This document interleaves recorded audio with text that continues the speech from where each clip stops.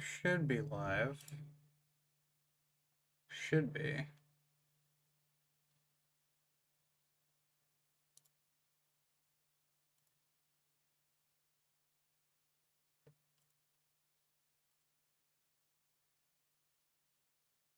There we are.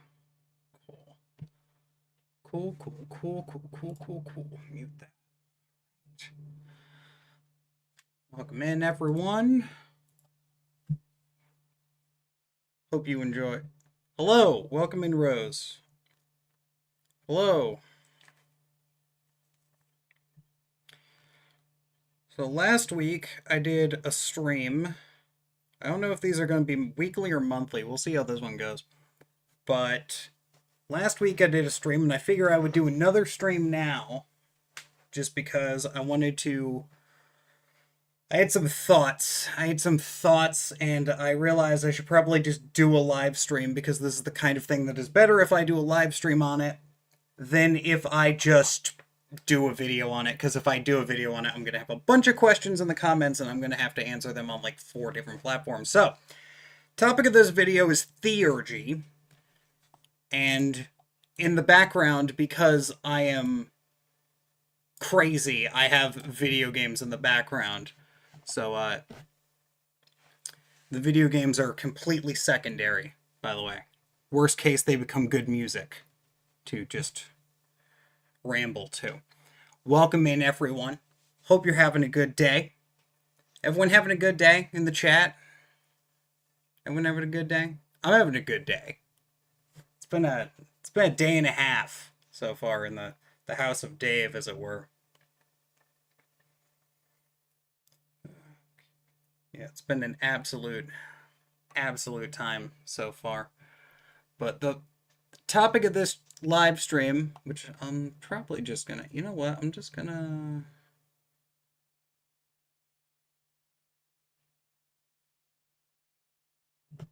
The only way this could get any more, like, normal for me is if I had MS Paint going and like a drawing tablet. At some point, I will be able to afford a drawing tablet for these streams, and then I will just, and the bird is in the background. You guys have heard the bird in my videos.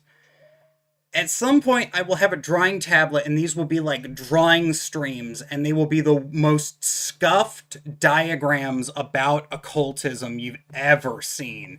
But until then, I'm going to play a children's card game, because I am a fan of all kinds of card games.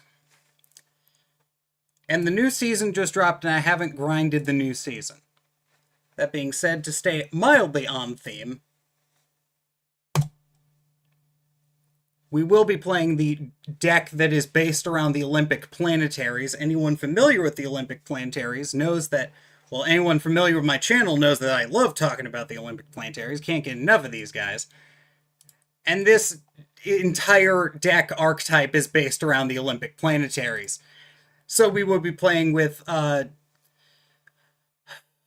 statues of spirits based on the Olympic planetaries. And this has an automatic 0 out of 10 because this was made by a Japanese company, and they made the planetary power for Jupiter the one that blows up the enemy board. I hate that, because Mars is right here, and Mars is a gigantic buff effect, which we're gonna, numbers go up, so we're not, gotta dock a couple points there, but that is neither here nor there. This is the deck list for anyone who understands how esoteric Yu-Gi-Oh players are.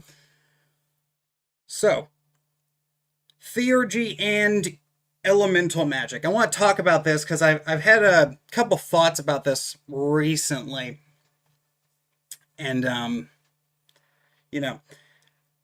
theurgy is one of those weird subjects where you can't really talk about it, so I'm going to be talking about it in the most explicit terms I can. And if anyone has questions, I'm going to stop my unhinged ramblings about it, and then I'm going to just answer questions in chat and then go back to my unhinged ramblings about occultism, as I am oft to do. because that is my favorite thing to do, is play video games while I ramble about holy arcane magic. And in case you're wondering, yes, Yu-Gi-Oh! Has always been more occult than Magic the Gathering, and yet parents are more concerned about Magic the Gathering because, oh no, angels. That's why, fun fact, if you translate the card types in Yu-Gi-Oh! They actually translate demon to fiend, I think, or like something like that, and all angels become fairies because there was a little bit of censorship due to the Magic the Gathering stuff going on. So there's your historical witch hunting out of the way. So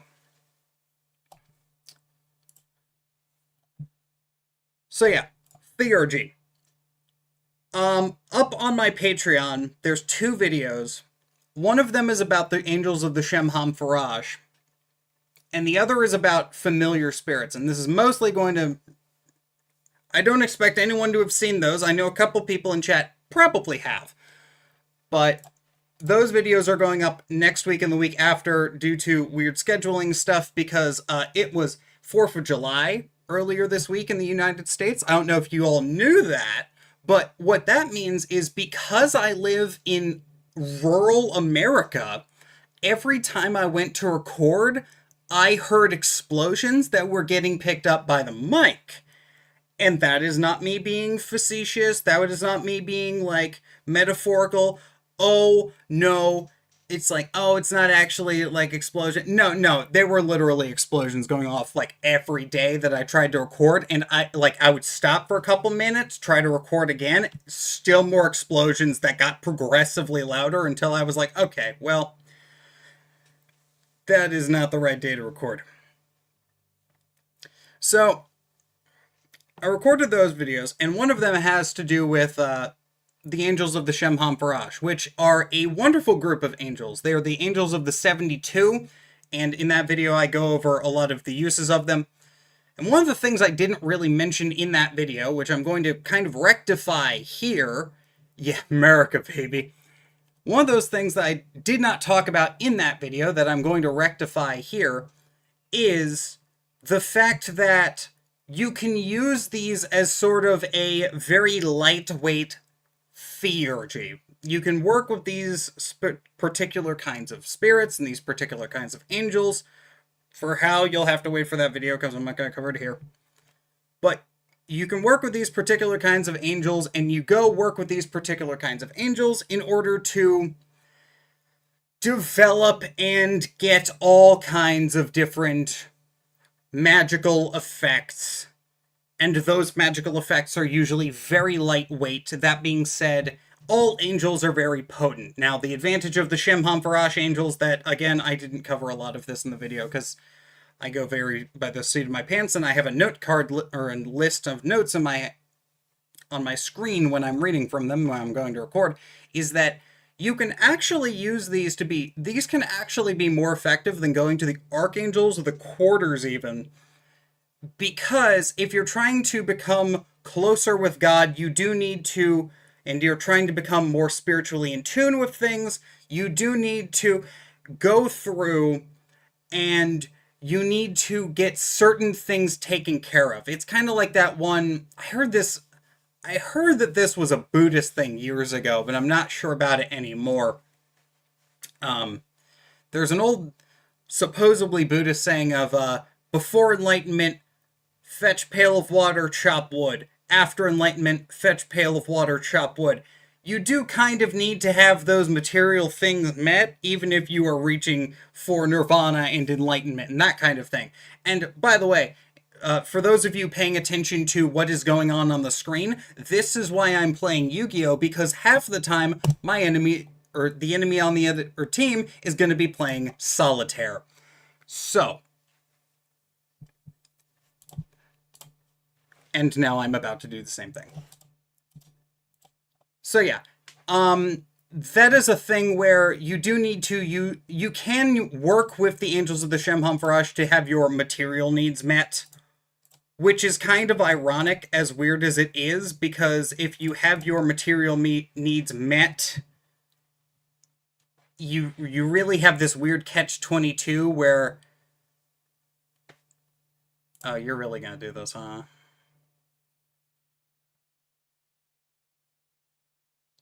Okay. It's fine. Everything is fine. So, when you are going to when you are trying to reach towards the divine realms and you're trying to become more enlightened, so to speak, you do still need to have certain things in your mundane life met. Now, this is where we get into the elemental concept.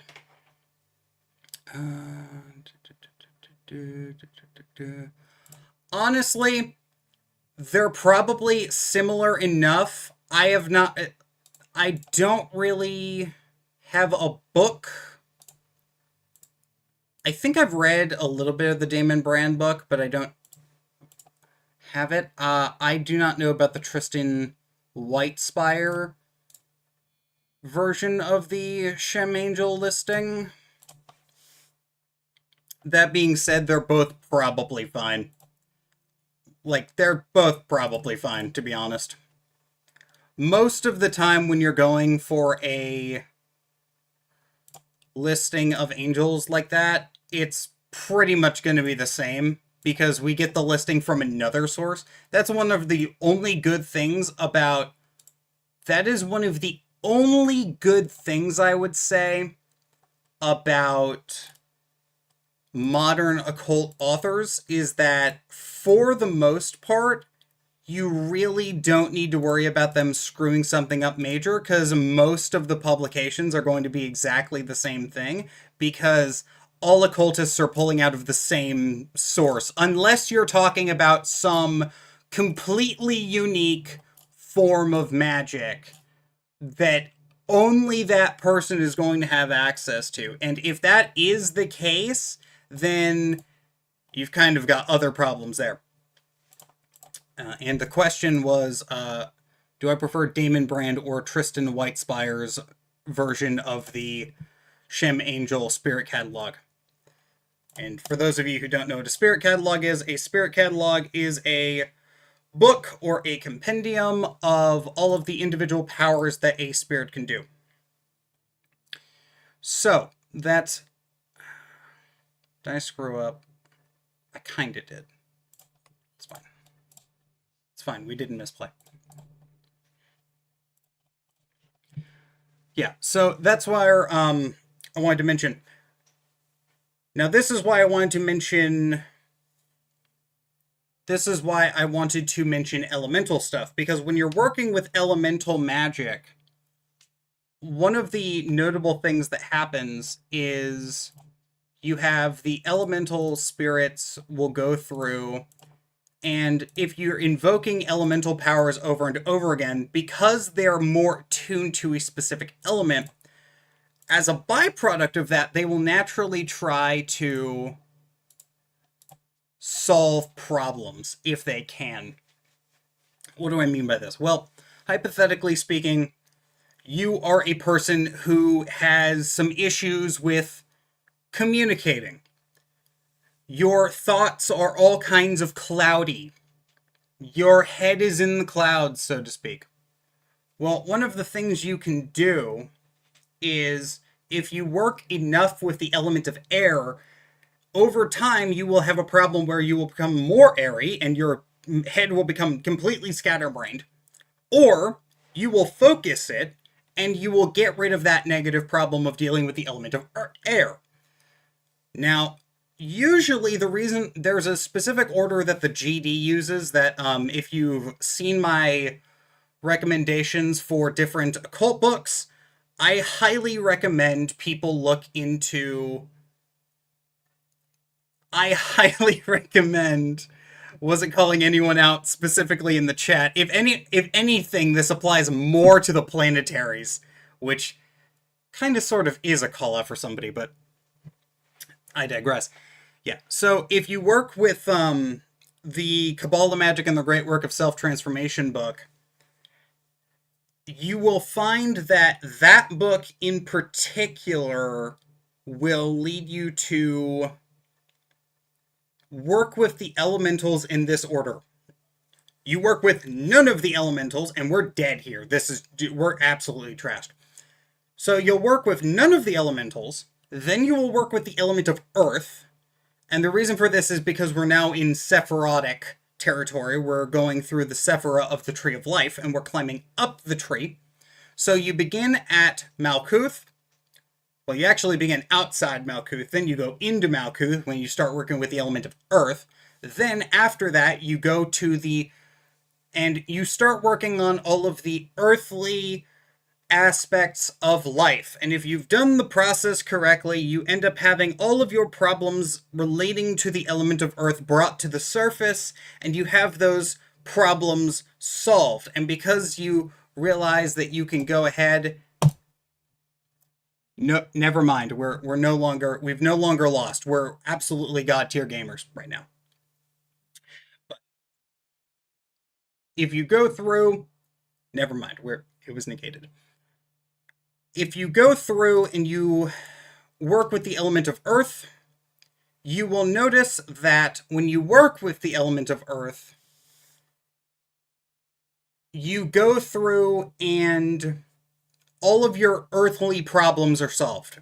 Now, they're not solved in like we're just solving all of the world's problems kind of way. They're solved in a very, this element from your particular aspects of the world, like your particular life and your relationship with the element of earth will be solved through developing that relationship.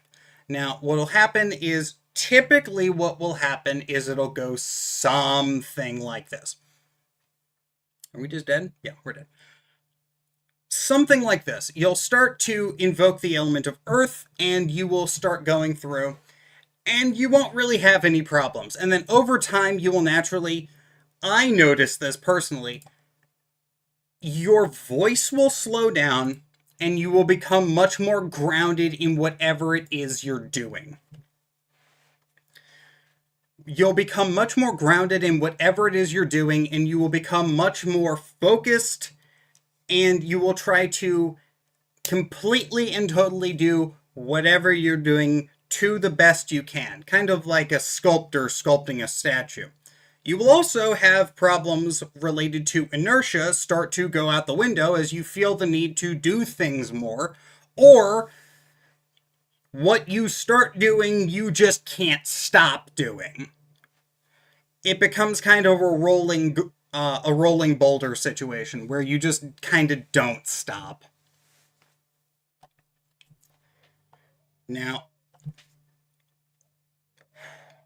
I need to catch my breath because I just talked for 18 minutes because that's how I just talk all the time. Speaking of Earth stuff, I have Mercury in Taurus, which is why I do that. You'll notice in some of my videos, depending on when it's recorded, I will either start slow and speed up, or I will just start fast and get faster. It does not matter. That's that kind of inertia thing with the element of earth. But one of the benefits of the element of earth is... What? Oh, it's zombies.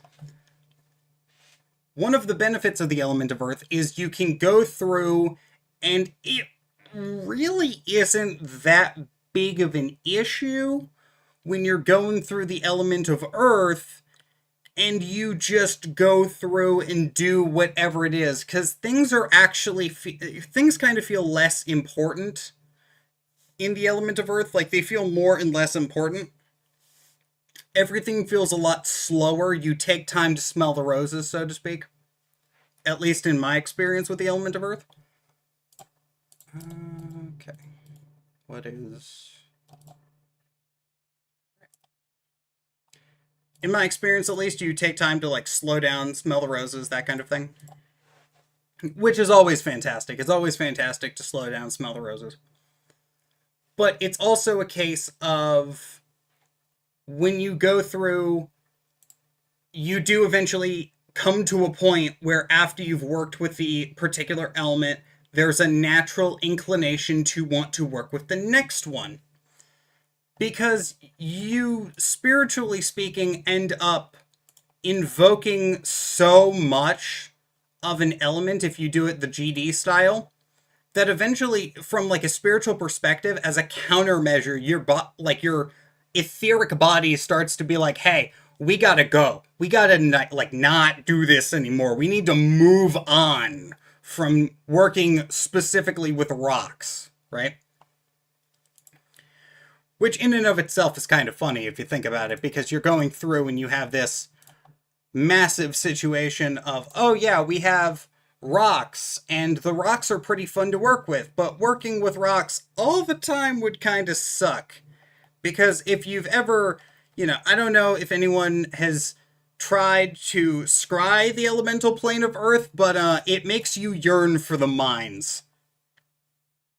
I hate to say it that way, but it really does make you yearn for the mines. Now, I want this one. And what I mean by that is, if you've ever scryed the elemental plane of Earth, for those of you wondering, scrying, you're mentally getting a impression of a location that really, in the case of the elemental planes, doesn't physically exist, because, that's just not how that works. But you're going through, and you are getting a mental impression of a place that doesn't exist, in the case of the elemental planes. And when you scry the elemental planes, you get to meet the inhabitants there, and who lives in the astral realm, the kind of weird etheric dream / higher realm that is the astral realm. Who lives in that place full of elemental earth? Well, the earth elementals. That's just kind of how that is. And those are some of the weirdest fucking spirits you can work with. Those are some of the weirdest fucking spirits you can work with, because I swear to God, some of those things look like they're out of Pokemon, and then some of them look like they're out of a really, really cool metal album cover. And it really depends on what you're working with, what you see.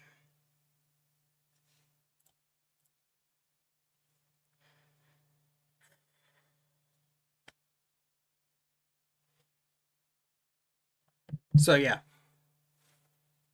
Back to the moving on section. So eventually your etheric body, and this happens very, very obviously. It's a very obvious thing when it happens, that you're going to want to start working with the element of air, and then you're going to want to start working with the element of water, even though that one kind of sucks to work with, in full disclosure there. You're going to want to work with those. And the order that you're going to want to work with them is the YHVH order, which is the ascending order of divinity. It is the ascending order of... No, we don't want to activate that. It is the ascending order of divinity, and what I mean by that is it is the ascending order of... You start out by going through and having... You start out by going through and you work with the element of earth, then you work with the element of air, which is higher than earth, then you work with the element of water, then you work with the element of fire, and fire is the final element if we don't count spirit as an element, which spirit is an element, but for these purposes, it really kind of doesn't fit. It doesn't fit. Because, quick question to chat. Does everyone know what makes the element of spirit special in, like, the Western system? Or should I just quickly address that? Because it's really... I think it's one of those things where I think it might be pretty simple, but I realize that not everyone might know that. Not everyone might know the differences, so to speak.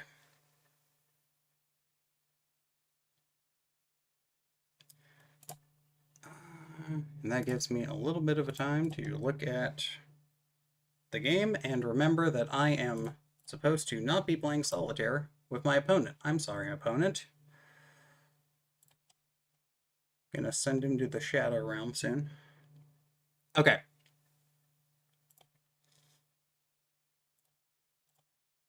Yeah, so the element of spirit. Okay, people do need the explanation. Okay, here's the explanation. There is a.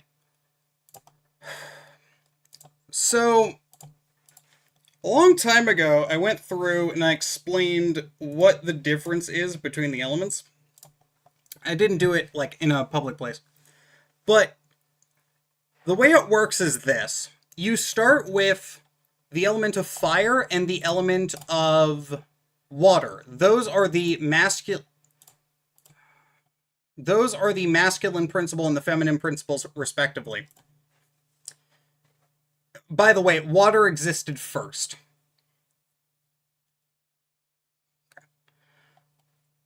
So the element of fire exists,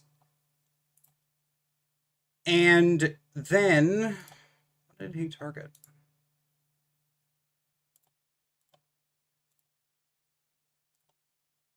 Yeah. So the element of fire is the masculine principle, and the element of water is the feminine principle. Now, the thing about this is, if you combine them together, you get the element of air. Okay? So, right now, the element of air is fire plus water. The element of earth is fire, water, plus air. So you've added, effectively, it is like double the amount of stuff that air is, which is why it's said to be the most dense element.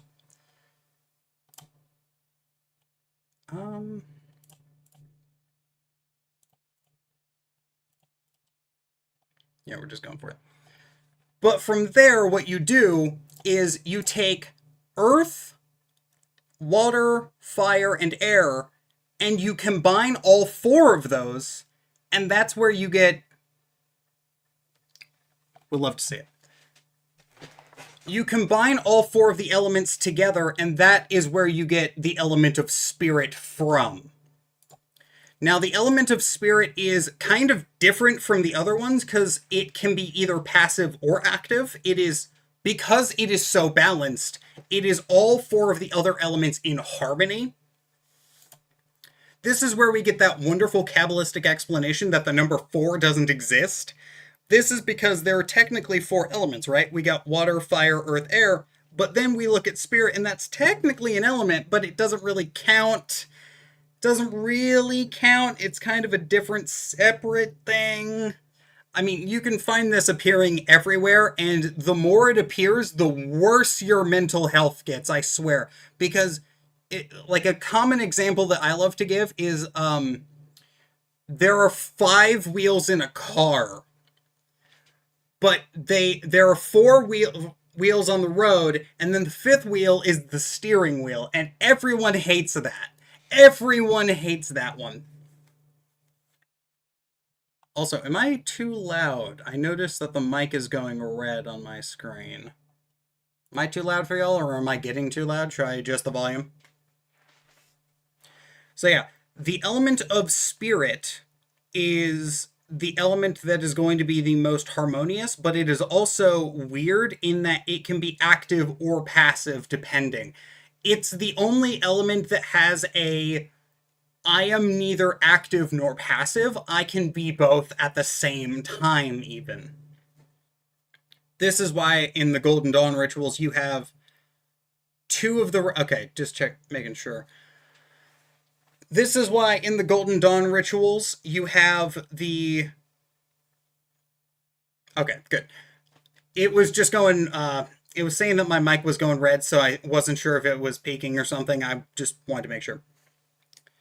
This is why in the Golden Dawn rituals you have the pentagrams, and the different pentagrams can be for banishing spirit, invoking spirit, but it's banishing and invoking earth, banishing and invoking water, banishing and invoking air, banishing and invoking fire, but then you can invoke and banish spirit active and spirit passive.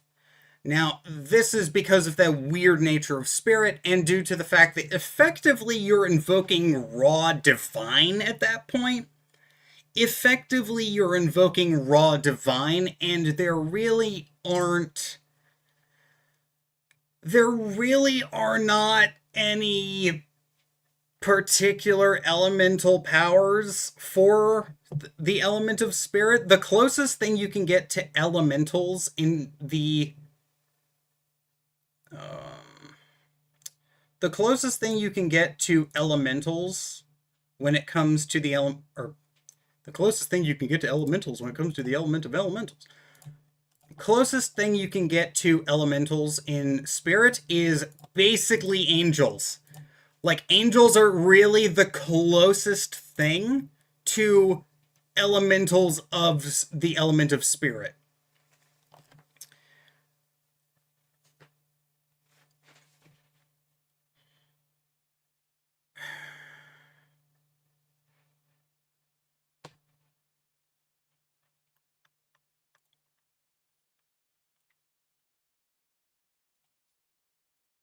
So we're just dead here.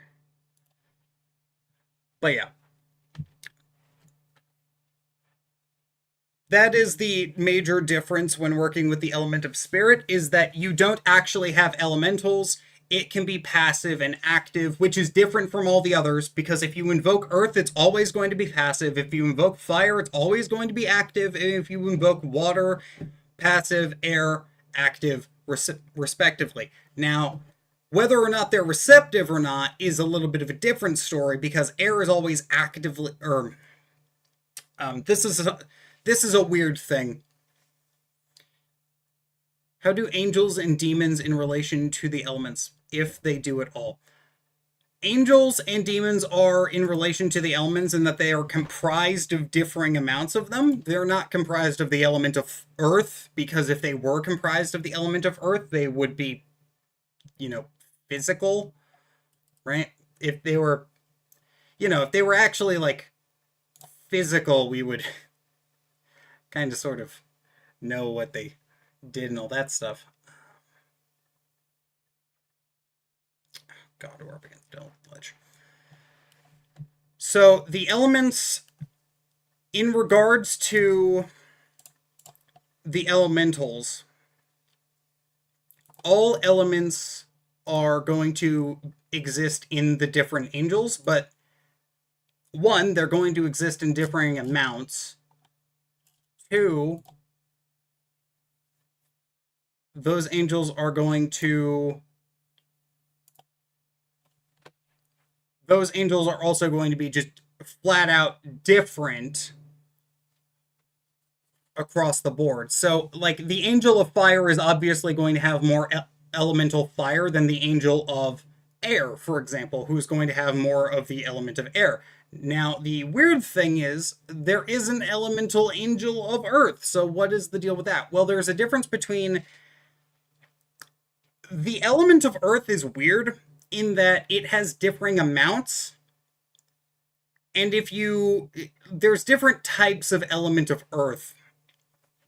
And what I mean by this is there's like a philosophical energetic earth, which is like the energy of stability, the energy of inertia, that kind of thing. And then there's like the more physical, like the earth of earth, so to speak. Now, demons are said to, depending on the demons, and there's like lesser demons and greater demons, and we'll talk about those in a minute.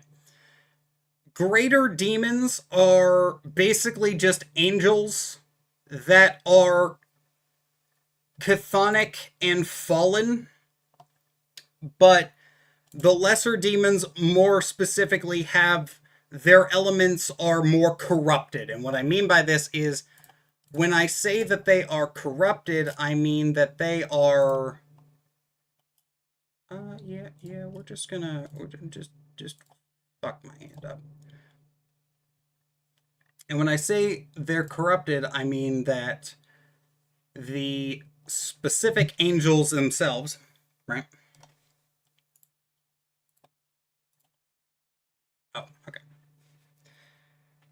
those demons, you can purify their elemental makeup, and that, like, redeems them in a way. This is mentioned in Agrippa at some point.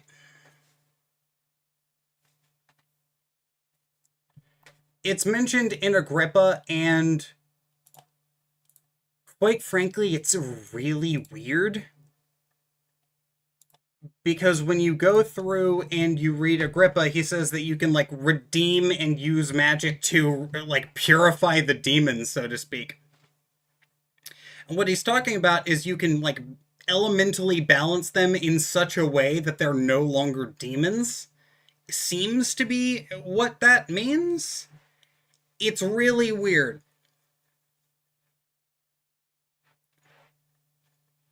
Like, you can go through, and if you know the specific elemental nature of a specific spirit, you can, like, alter the elements in it. And if you alter those elements, it, like, actually changes what the spirit apparently is, which is really strange.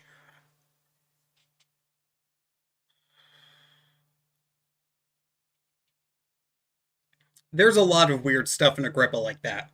There's a lot of really weird stuff in Agrippa like that.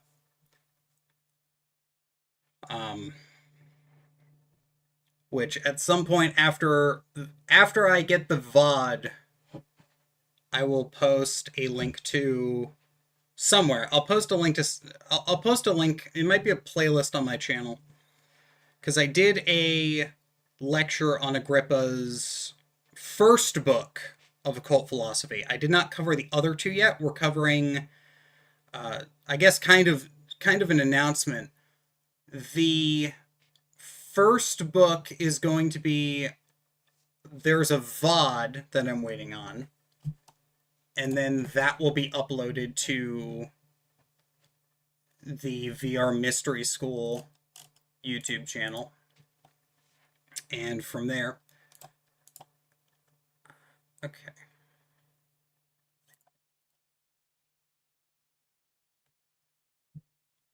Yeah, so it'll be on the VR Mystery School. I can't even.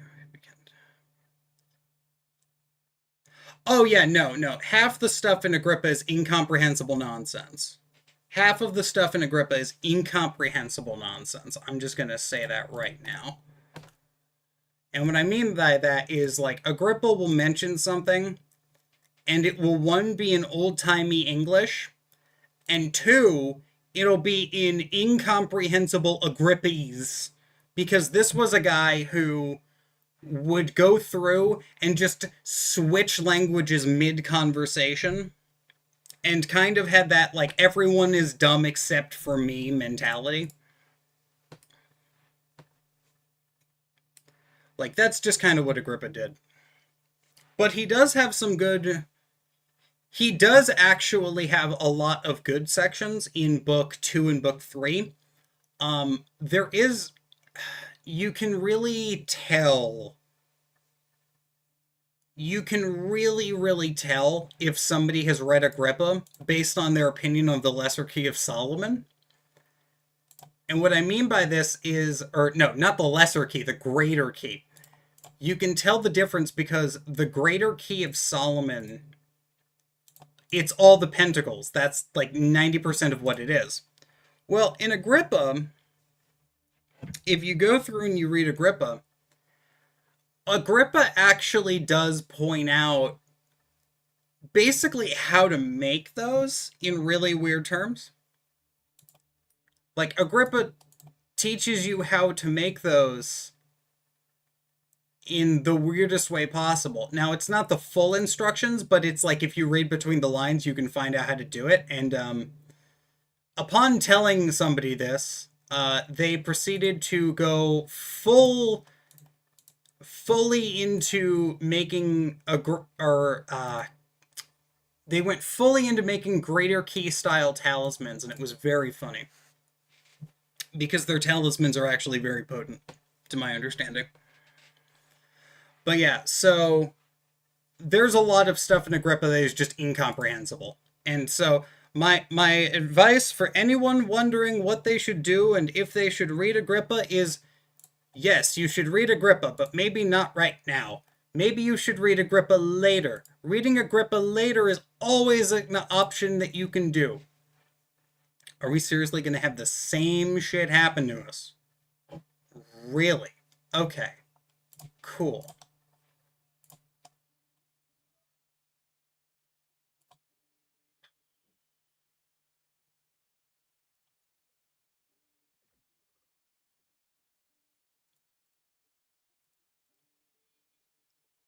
Yeah. Agrippa does a lot of stuff like that, and it's not the biggest problem in the world, but like,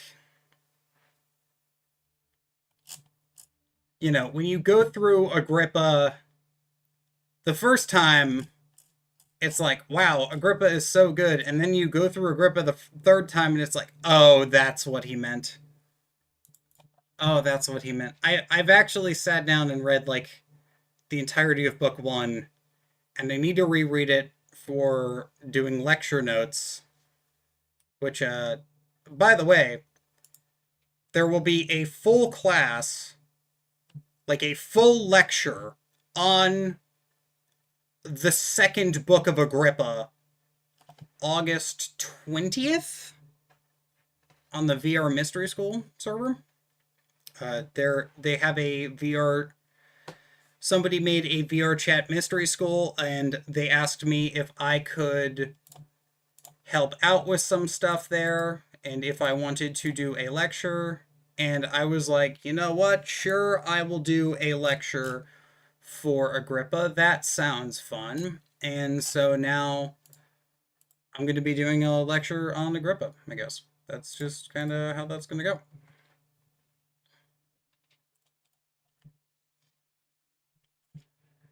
So yeah. And there will be a VOD available. I'm still waiting on the other VOD. There's another. I gotta look into that. I gotta see if that's actually up or not. If it's up, I'll just put it on a playlist on my YouTube channel and link it through Instagram, which will be how I'm dispersing that information, because it was kind of a very seat of the pants situation, so to speak.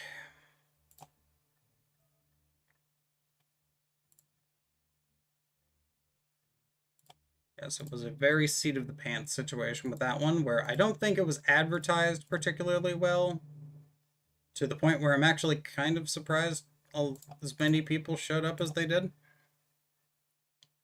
But yeah.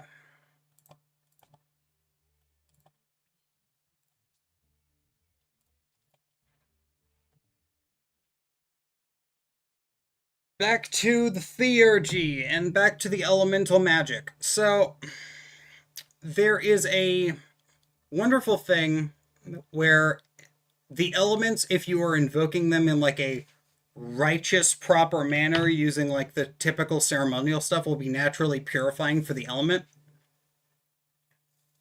which is kind of funny, all things considered.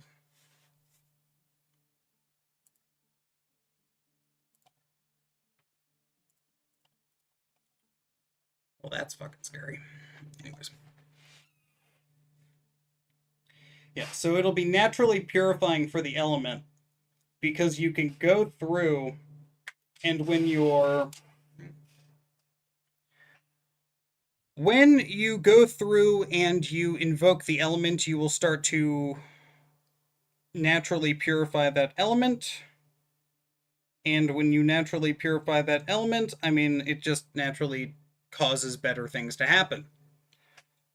Like if you purify the element of fire, you start doing more, but they're more benevolent things. They're more beneficial things. You're not just constantly doing like, oh, I'm doing every single thing that I can, and I'm starting as many problems as possible. It's kind of like that meme, like a badly aspected fire sign is literally the epitome of that one meme. I am going to start as many like I'm bored, and I am going to cause as many problems for everyone else as possible because I am bored and no one has given me things to do. That really is like a poorly aspected fire sign to a T. As weird as that sounds, it really is just I am so bored. There's nothing to do. What am I going to do? And the answer is you're going to go through. Oh, can I? Oh no. Okay.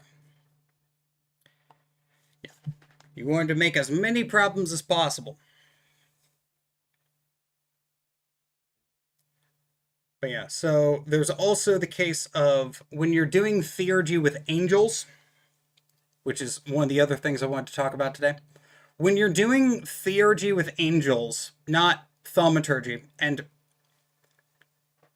does everyone here know what that means?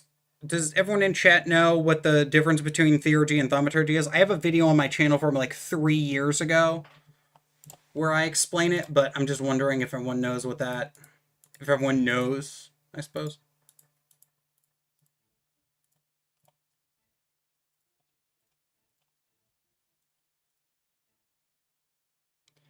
Because the difference is that theurgy is you are going through and you are trying to commune with the spirit to enhance your divinity to become closer to the divine. And thaumaturgy literally translates to miracle working, and that's what you're doing when you're trying to do manifestation style magic. You're trying to manifest things into the physical world. That would be a thaumaturgical activity as opposed to a theurgical activity.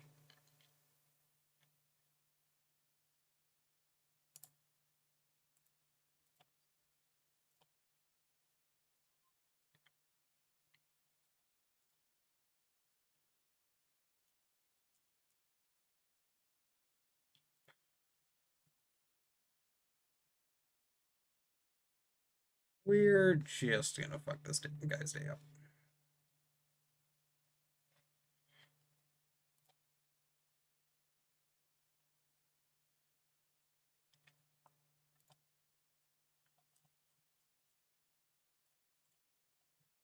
Yeah, so it's like thaumaturgy is the kind of magic that you think of when it's like, I am trying to manifest money in the physical world.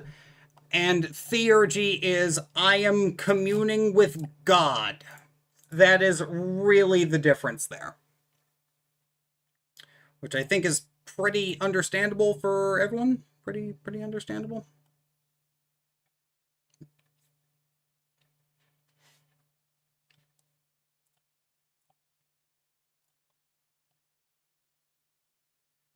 It's quite a simple thing in my opinion, but sometimes people, sometimes it's a confusing thing for people because those are Greek words and they're not English because they're much more succinct.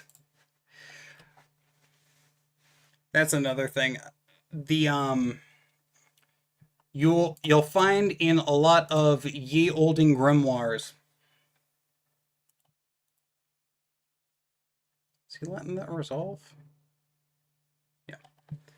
You'll find a lot of old-timey grimoires, they will have you pray to God that the operation works in the first place. And I saw a video, I forget who it was by, but I saw this video of this guy who was actually pissed off that that was how a lot of the old grimoire style magic worked, which was really funny to me. Like, yeah, they I don't know if you guys know this, but a lot of time they're going through and doing such wonderful things as like invoking Jesus Christ in their magic, like directly. Like directly just being like, Jesus Christ, like, by the power of Jesus, please come to me, Spirit.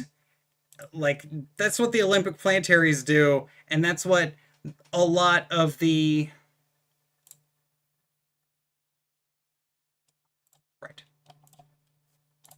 That's what the Olympic planetaries do. They have you pray to God for a successful ritual. I mean, even Agrippa goes through, and at the beginning of the 3 books of occult philosophy, he's like, God, please allow me to be correct in this regard so that I don't just basically look like a complete and total idiot. As weird as that is.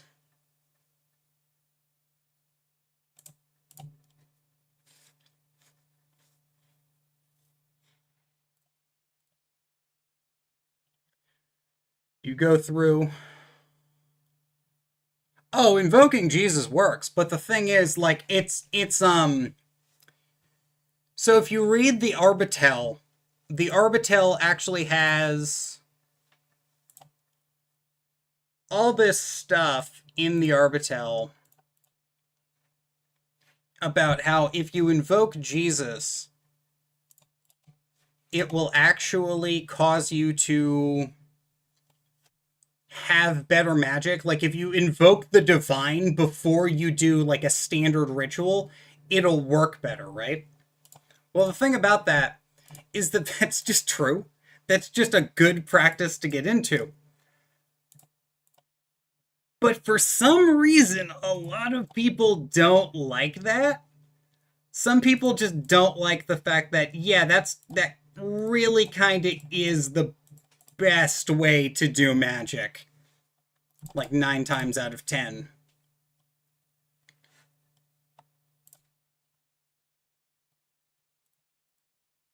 I'm going to discard the one card in our hand. We're going to dump that. Gonna piss off my opponent some more.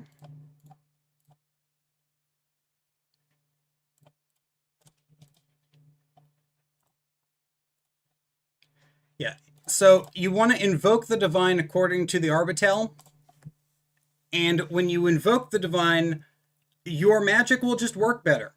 Your magic will just work better.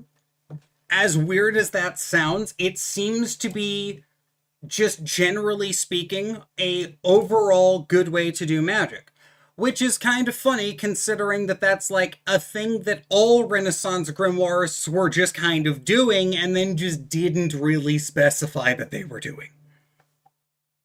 Because most of the things, if you read the Greater Key and the Lesser Key and all of the keys of Solomon, and you read all of the magical stuff in those keys, and all of the old grimoires, you will find that the first thing they do is they invoke the divine. It doesn't matter what they're doing, they're like, God, please help me in this operation.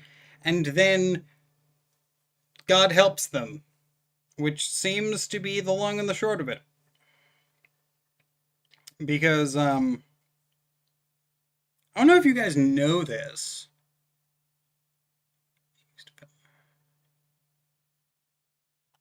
Oh, yeah, no, I don't know if you guys know this, but,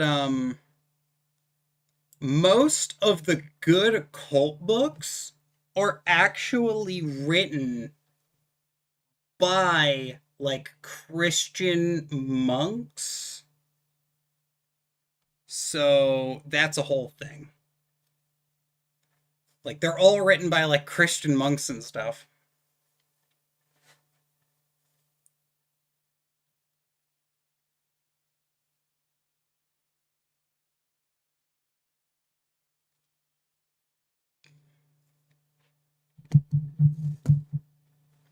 They're all written by like Christian monks or like super Christian people, and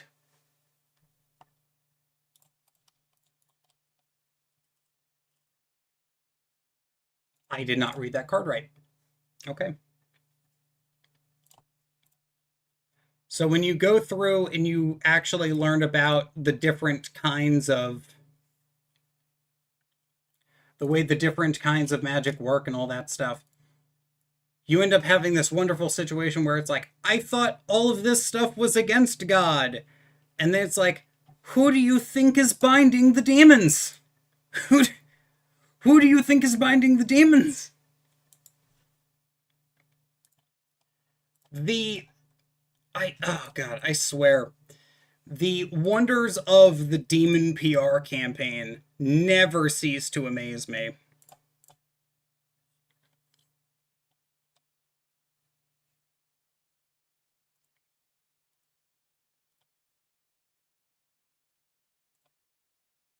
The demon PR campaign to make everything just fucking worse.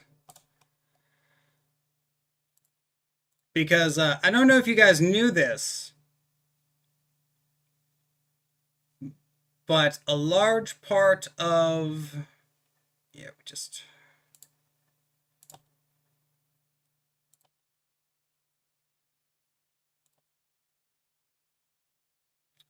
we just lose here.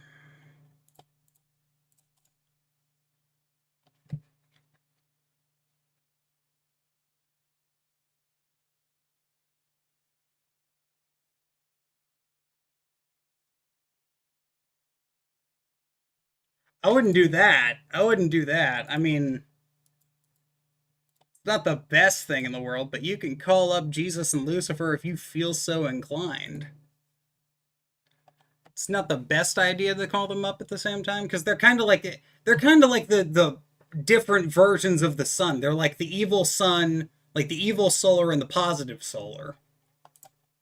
Because we always have to have that wordplay of the sun being the solar correspondent things, which is always fun. It's never not fun to make clever wordplay because that is the wonderful thing about being hermetic magicians is you really get to just love all the wordplay because even if you don't like it, it's still gonna be there. It's still gonna be there. Oh boy.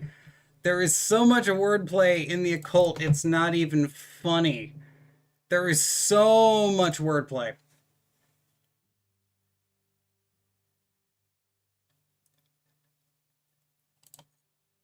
Are we about to go up against a Heroes player? I would prefer not to go up against a Heroes player if that's possible.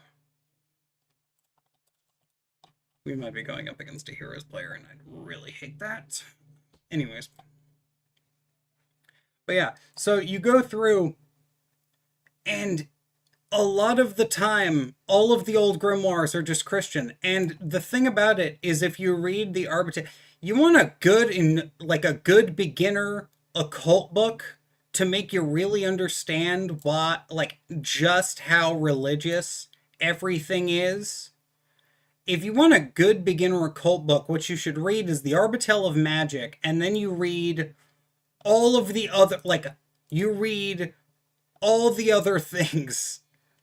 Go read the old grimoires, and they're all saying the same thing. Where it's like, yes, we're going to go pray to God, and then God is going to give us a spirit, and then that spirit, because God is so merciful, will give us all of the things we need in order to pray to God more. That's the whole point. The magical pipeline, so to speak, of when you're doing Christian, or when you're doing old grimoire magic, is you do Christian mysticism stuff. I feel like the Christian mystics helped to streamline magic to make it safer and more readily useful compared to other systems prior. That is half true, I would say. That is half true.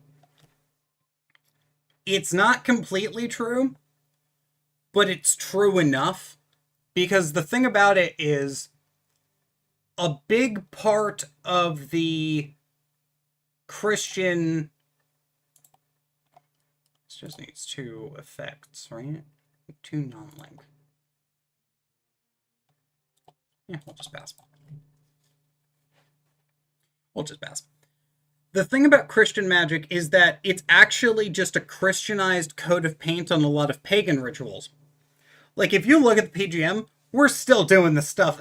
If you look mechanically at the PGM, we're still doing the same thing. The only thing that modern occultists have gotten rid of is we're threatening spirits and we're doing less outright hateful, baneful magic as part of our rituals. We're not doing I'm going to go through and I'm going to go and do this magical ritual to make this woman fall in love with me by invoking the powers of Sodom and Gomorrah, right?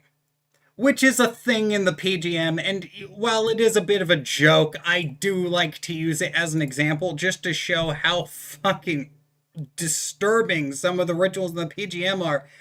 Because, some of the rituals in the PGM aren't exactly the most safe, safe, nice, respectful. Safe, nice, respectful. None of those things. They are none of those things. What the hell? Oh, that's kind of cute. It's kind of an adorable thing. You control no monsters, or if all monsters you control a dinosaur. Oh, cool.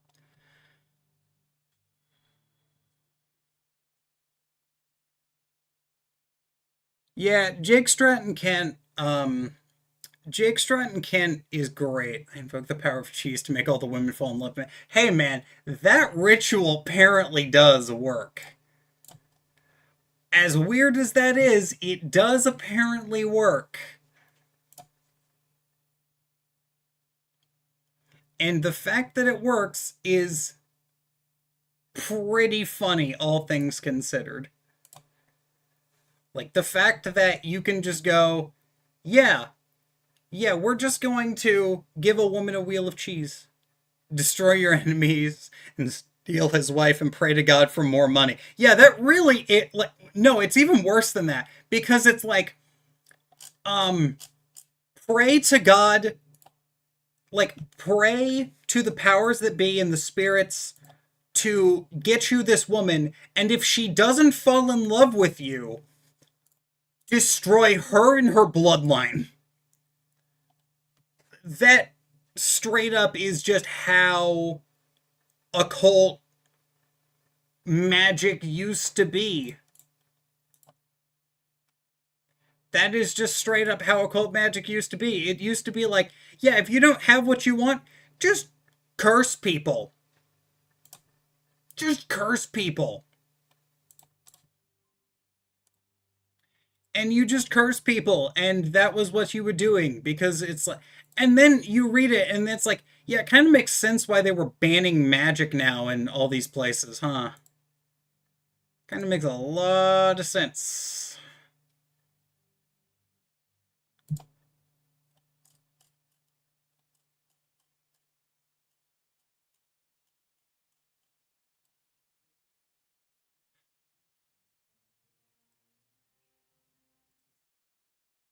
They are unaffected by card effects.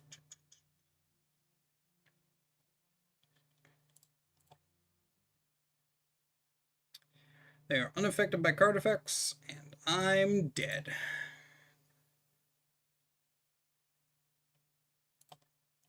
So yeah. This is the wonders of Yu-Gi-Oh, by the way.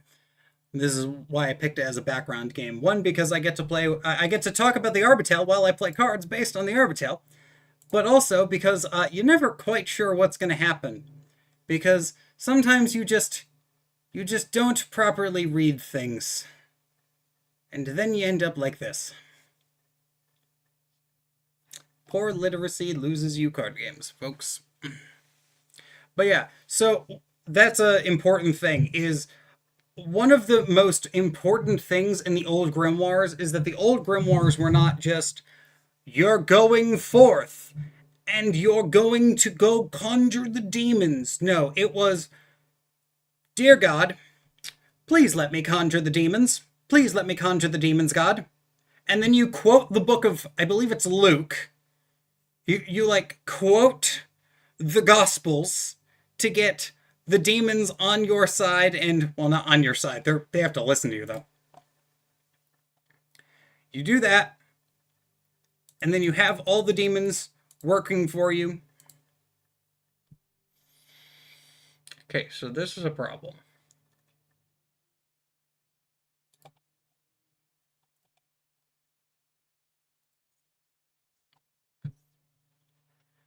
You have all the demons working for you, and they are doing and taking care of your physical and mundane world, so you can go through and you can pray to God more. And that's the entire reason why you work with...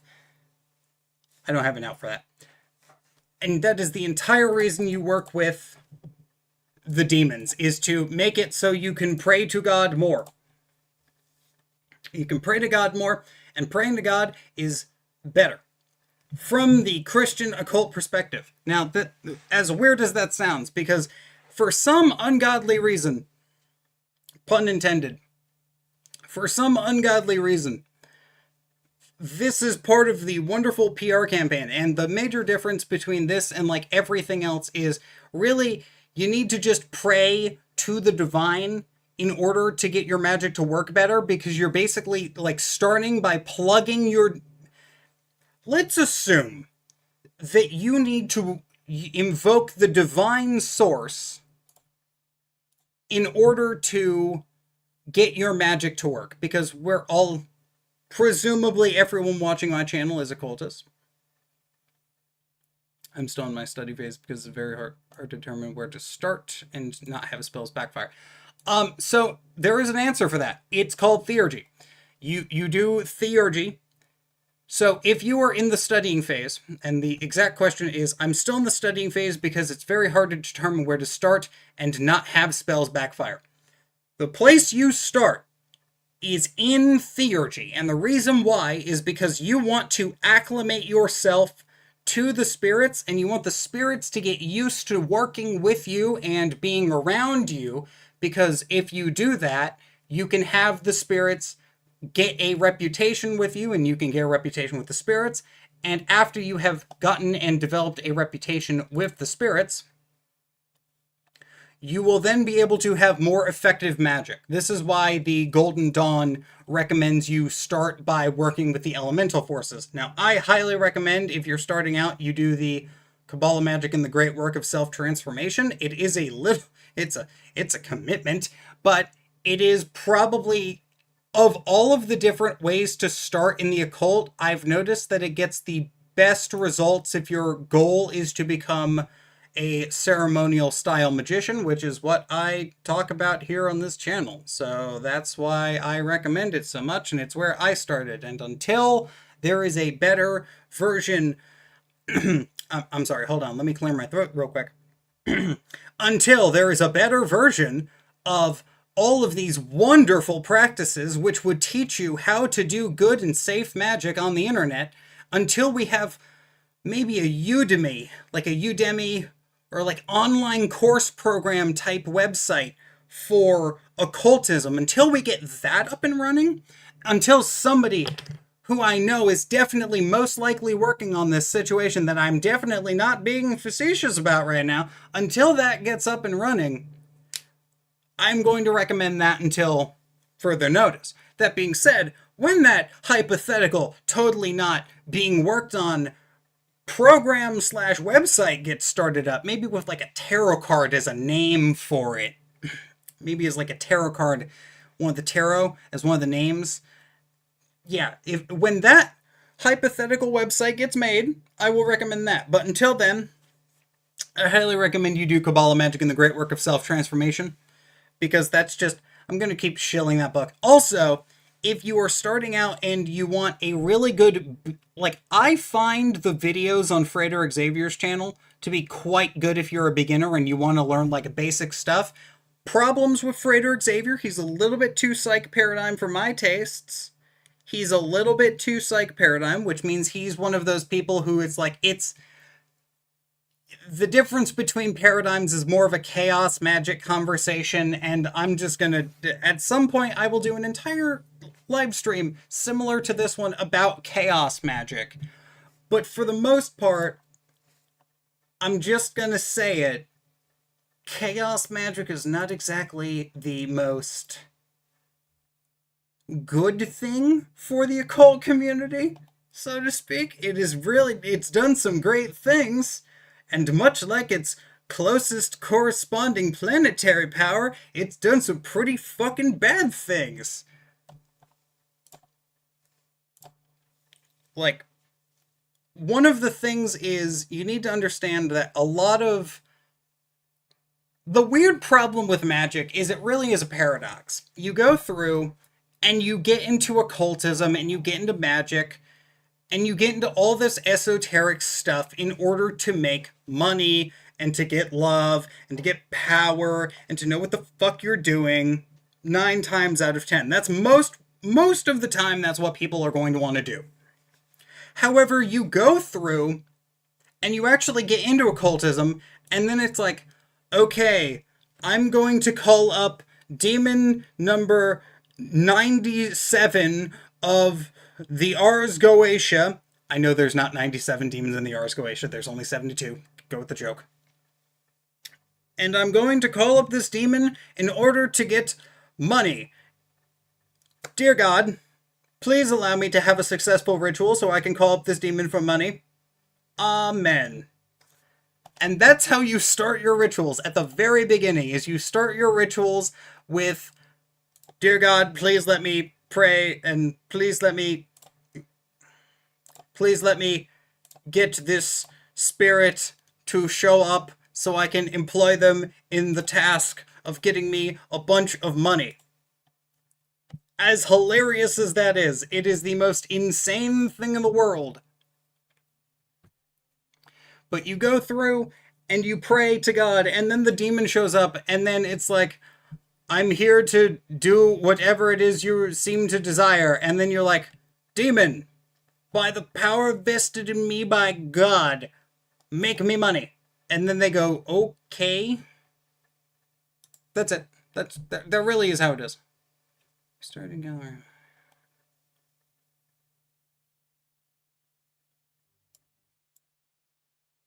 Oh, yeah. Okay, so Gallery of Magic time. I'm not gonna... I don't know what my opinion on the Gallery of Magic is. As weird as that sounds. I don't know how to feel about the Gallery of Magic. And the reason I don't know how to feel about the Gallery of Magic is because the Gallery of Magic has some of my favorite information, but I absolutely positively despise some of their written books. Like, they have a book on the Angels of the Shemham Farash, right? That book was quite good for a listing of spirits. And then you read how to evoke them. And if you read how to evoke them, it is an absolute fucking nightmare. Like, they want you to do, if I remember correctly, they want you to do an 11-day ritual, which is already really overkill for what you're trying to do. But you need to understand that the reason why they keep doing that is because,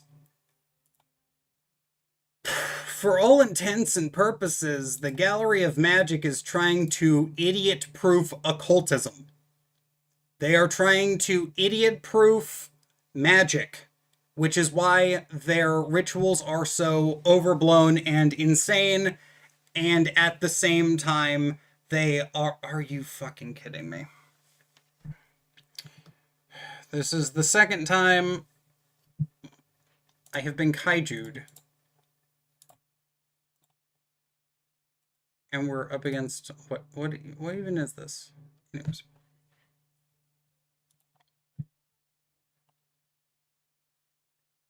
Oh, it was a self-FTK deck. Okay, cool. It may be overkill, but I find that the repeated rituals are some of the most powerful I have done historically. Well, yeah, but that's because when you do overkill rituals, that's just more important. If you're doing, like... You can amp up any ritual you do by fasting and doing a bunch of prayers as part of it. That's just naturally how that works. You can amp up any ritual you do by just adding a bunch of prayer.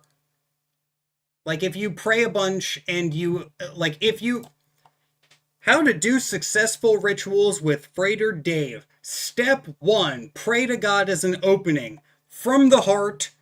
Step 2, use a good translation from the Bible, or just directly read it in Hebrew. That'll work too. Step 3, do a bunch of prayers beforehand that it will succeed in the first place. You do all those things, and for some reason it works better. Don't know why. It's great though, because you go through and it is the most cognitive dissonant type stuff, I would say.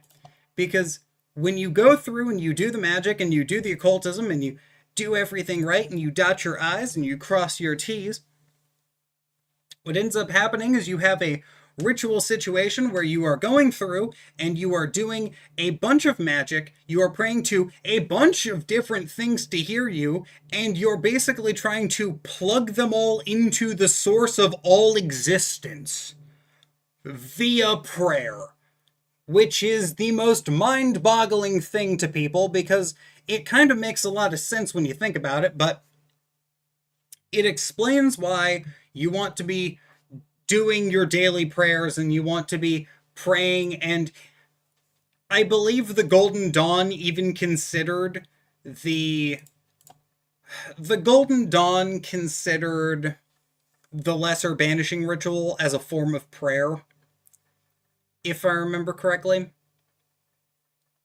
Because if I remember correctly, it has a broken version of...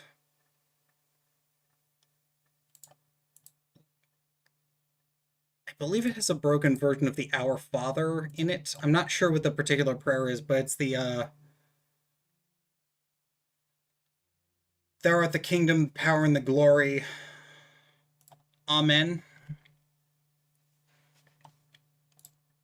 Something to that effect. I'm not the most up-to-date on all of the names of the Christian prayers that I probably should know.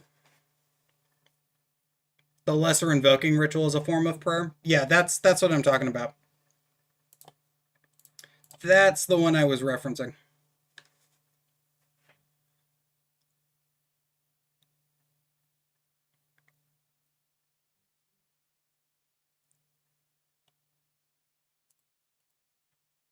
The doxology is what it's called.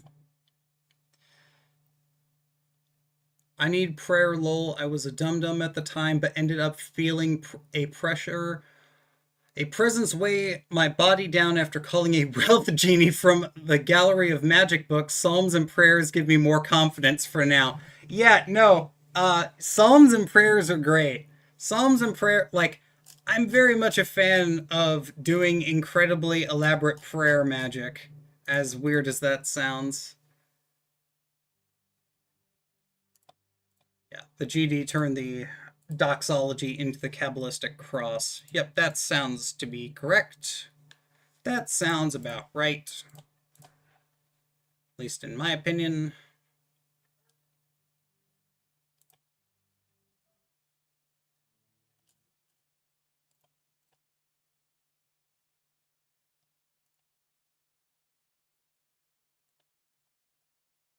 Also, we're just playing into max C here.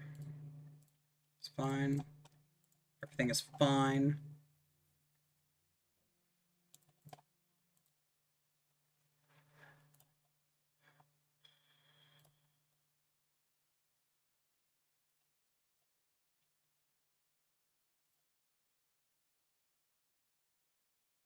Psalms usually work very, very fast for me. Yes, Psalm magic works very, very well.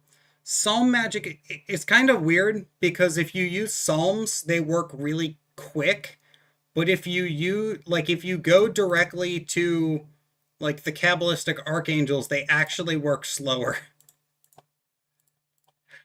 The archangels work really slow by comparison to everything else. As weird as that sounds, probably.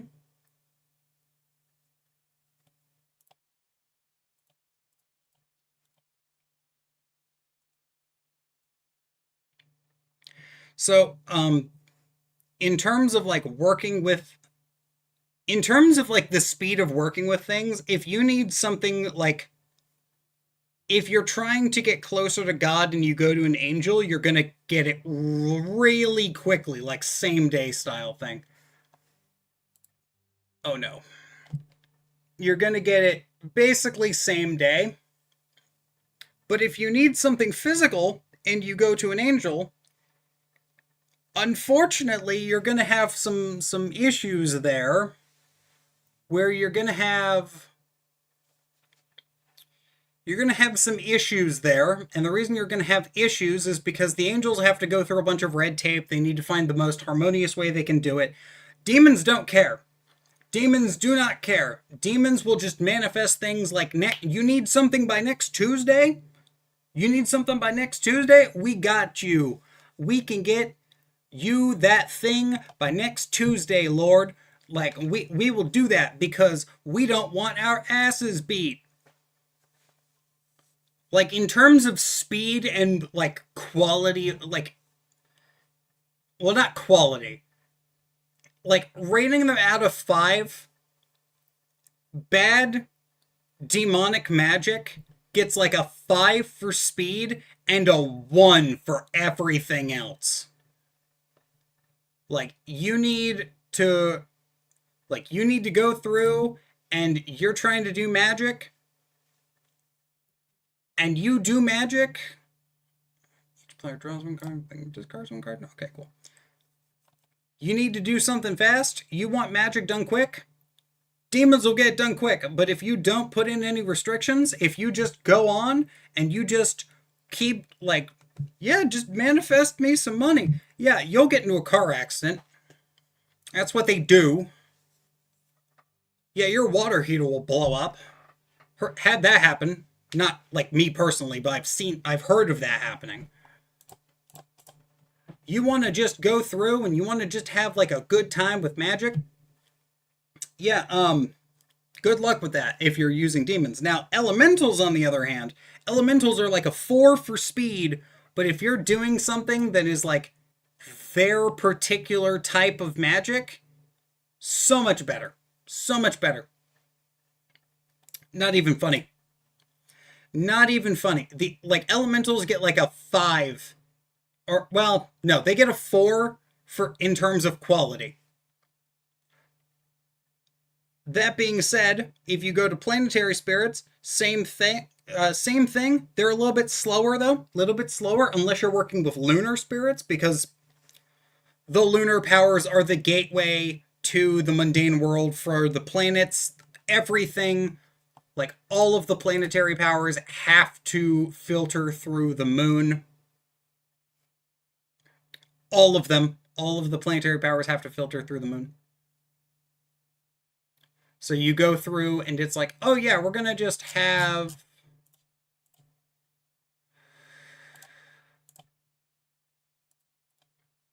can't go that far over.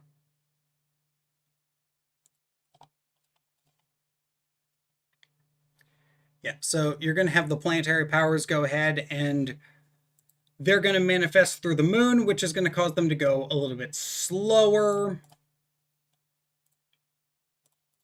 Which makes sense to a degree. I mean, it does kind of make sense as to why they would do that, but at the same time, it's one of those things where it's like, yeah, they're going a little bit slower. Going slow isn't necessarily the worst thing because their results are usually pretty good. That being said, Agrippa spirits, I'm not the fan of the spirits from Agrippa. I'm not the biggest fan of the daemons from the Agrippa. Like from Agrippa's $3. The planetary daemons, I'm not the biggest fan of. Are they the worst thing in the world? No. Have I gotten better results with literally every type of spirit? Yes. Would I consider them for theurgy? No. Could they be used for that? Probably. Like if you... Basically, the best thing you can do is if you want to go ahead and you want like a good idea for what you should call up a spirit for, what you should do is you call up the spirit of Bartzabel after you've gotten all of your stuff situated, right?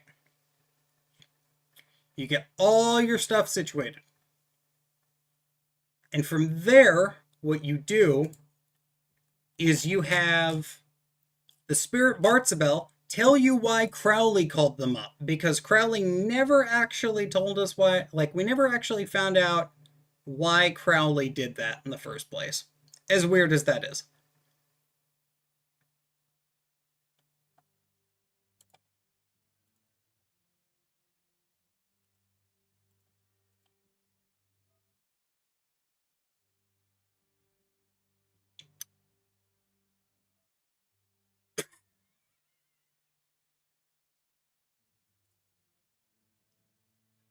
Um,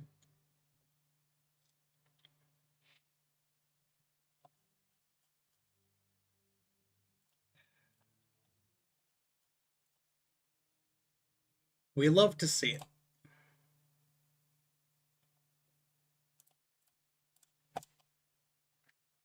So yeah, the Agrippa spirits are not exactly the best in my experience. I've had nothing but bad luck with them. Are they the worst in the world? No. Are they the worst in the world? No. I've gotten better results with everything.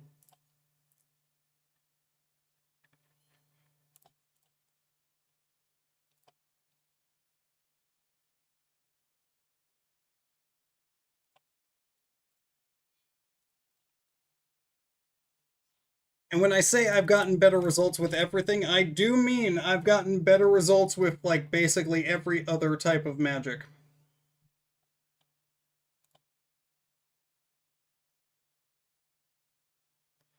What do you think of apotheosis?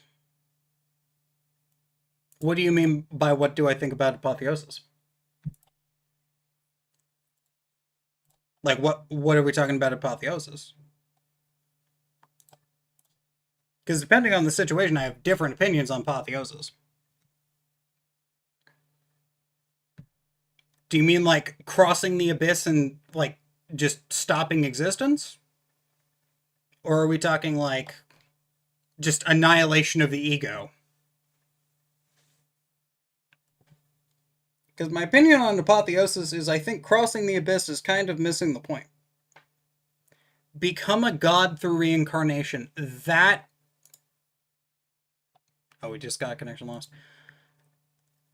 That is a misunderstanding of one, apotheosis, two, how reincarnation works, three, what God is? That kind of a misunderstanding of what God is.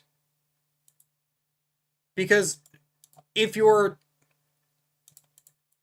merging with the divine, you are not becoming God, you are just becoming a part of God.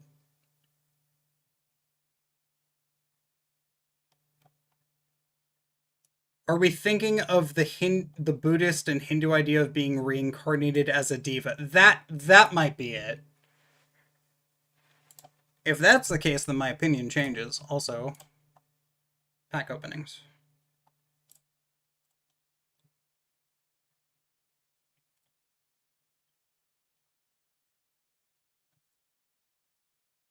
Yeah, that's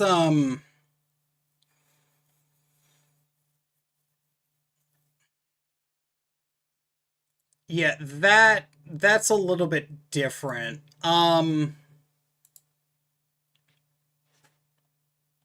I don't necessarily think.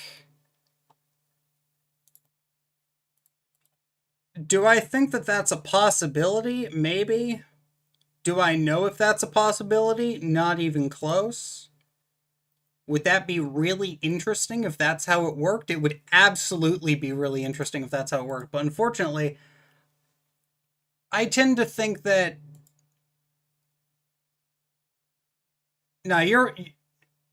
It's okay. You didn't communicate that poorly. It's a weird concept in the word. Like, occult definitions and like mystical and spiritual language is already a incredible mess. Like, do you? I do Kabbalah.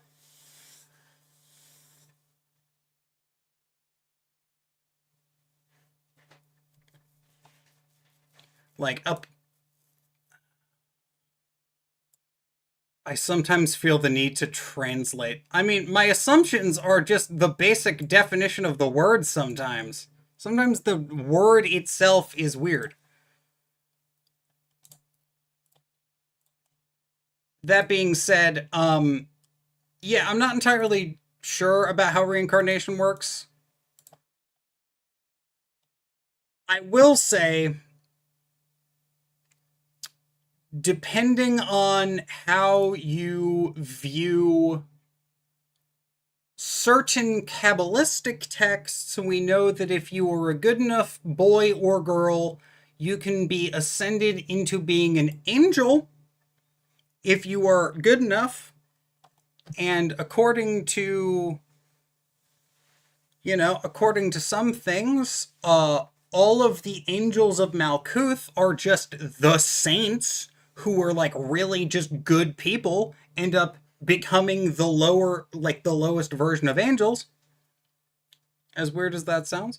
So, in my opinion, it's entirely possible. That being said, I'm not fully, I don't have a full opinion on that. Really, my opinion on metaphysical topics is strictly to, can I use metaphysical topics to improve my and the lives of everyone around me? And if the answer is yes, then I'm interested. If the answer is no, it's to make everyone's lives worse, my entire point is just get rid of it.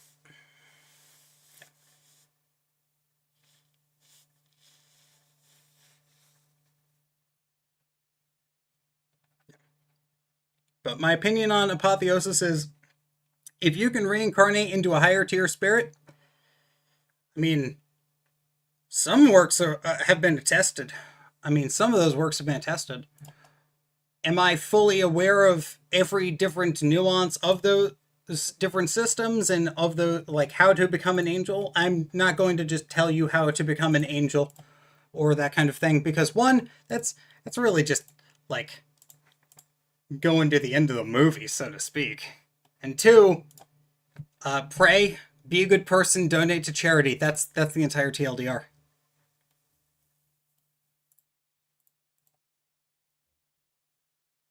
That's really all it is. But like 90% of theurgy is praying too, so like that's the... Most of what we do as occultists is basically just prayer. That really is what it is. We pray in the morning, we pray in the evening, we pray at sunset, we pray when the sun is at midnight, we pray before we go to bed. We never stop praying.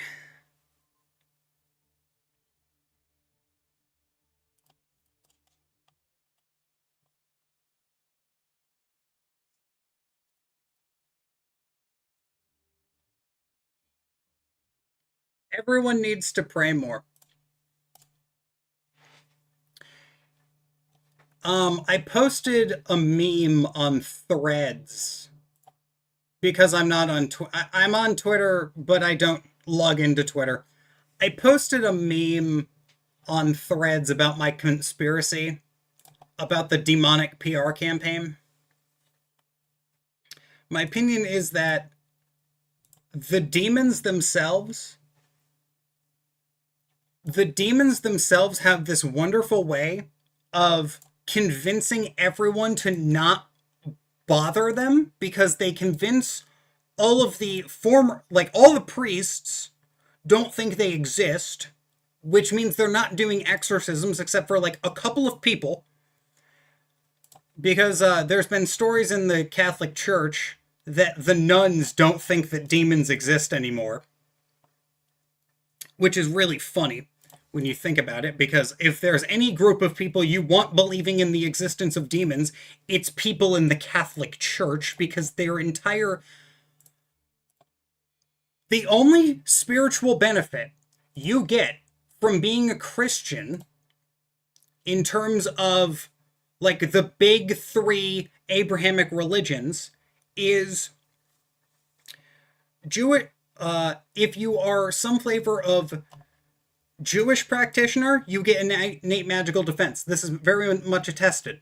If you are an Islamic practitioner, you get innate forms of... What am I doing here?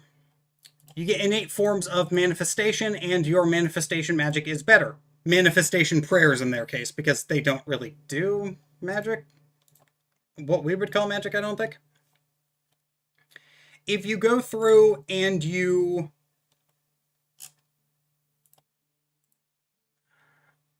If you go through and you look at what the Christian magic is doing, it is 1, prayer, and 2, exorcisms. And when I say exorcisms, I specifically mean that it is exorcisms in like the traditional form of the word, where you are going through and you are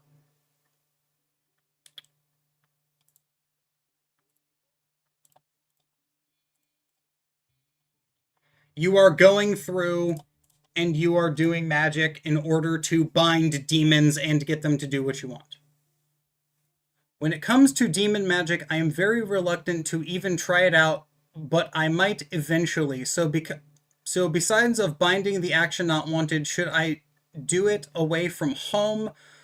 Why would I want to invite a guy I really don't like to my home? But then again, that's where my temple is, so I should put restrictions and clean the place really good after I'm done. So, here is the protections on demonic primers. 1. If you don't feel comfortable doing demonic magic, don't do demonic magic. That is step number 1. Step number 2. If you do feel comfortable doing demonic magic, you want to, and this is an insane thing, what you're going to want to do is you're going to want to write down what you are going to ask them in like a note card document or something of that nature. Oh, we're up against Exodia. Oh no. What you're going to want to do is you're going to want to write down exactly what you're asking for demonic spirits to do. And then, from there, you're going to go ahead and you're going to do this wonderful thing of, if I was a demon, what is the way I would fuck this up the most? How would I fuck up this person? Right? Let's say you're asking for money. This is the standard one. And you just go, I want a couple dollars or a couple $100 with no harm done, right? What is the simplest way you could do that? Well, simplest way you could do that, if you think about it, with no harm done, is you get them the bare minimum of what they ask for in the most torturous way possible. Or, let's say you have a 9-to-5 job. Demon sees you have a 9-to-5 job. Demon thinks, well, this person has a 9-to-5 job. You know what's a really good way of getting that person to get the money? It's called a paycheck. So then, all of a sudden, demon goes ahead and suddenly, now, you have the demon going through and making it so you got all the money as a bonus on your paycheck. But wait, they went ahead and your job overpaid you, so it gets taken out of the next paycheck. So you've actually gained no money. Because demons are crafty like that. And if they don't like you... Here's the thing that a lot of people don't seem to understand. Most of the time, demons will try to screw you over because it's their job to screw you over. But if you're calling up a demon who is doing more than just putting in the bare minimum effort, and they really don't like you, you can tell. You can tell if a demon doesn't like you.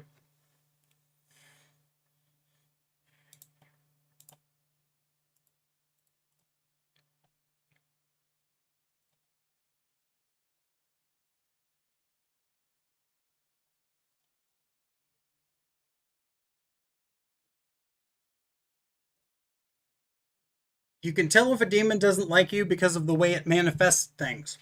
If it manifests things pretty quick, it usually likes you. If it manifests them with little to no problems, it's really like, yeah, you're all right.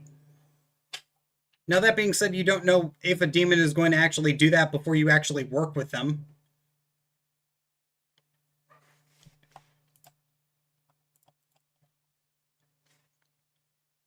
Because of course not, because if we knew that, we would probably have less problems, all things considered. I only worked with a demon once because my occult mentor recommended it. I deeply regretted it. It was to gain more charisma for sales, and the demon caused a customer to attack me. Yeah, yeah, no, no. So generally speaking, that would be like self-development stuff would be what I class as like thaumaturgy kind of work. That's the kind of stuff you would go to angels for. Like you would want to go to like Michael or someone like that. You know, a spirit that's less likely to just be like, yeah, you got what you wanted, technically. Technically. We're not going to activate that, and we're just going to blow up his board, and we're going to win the game because I have...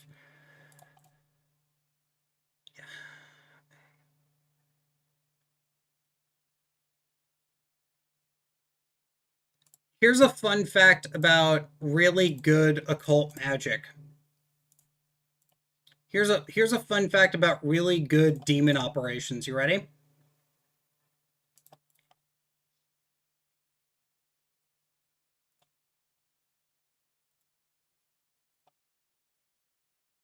Nine times out of 10, you don't actually need to give the demons anything. 9 times out of 10. In fact, most of the time you really shouldn't be working with the demons for things like that in the first place.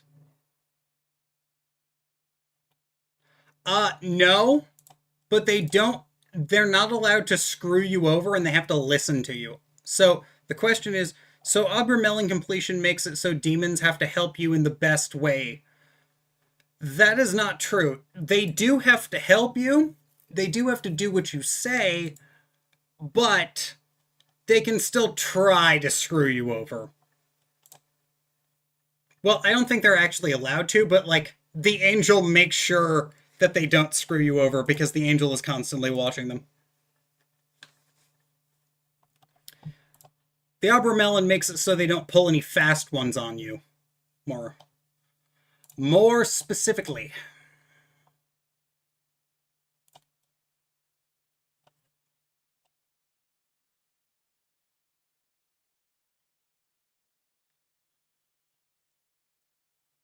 That was a whiff.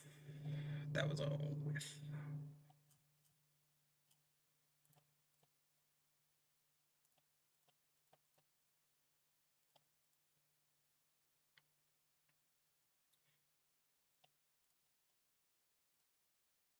Yeah, so the Obermelon does make... The Obermelon does make goetic and demonic operations easier and safer. But, I mean, chemistry with the gloves on is technically safe.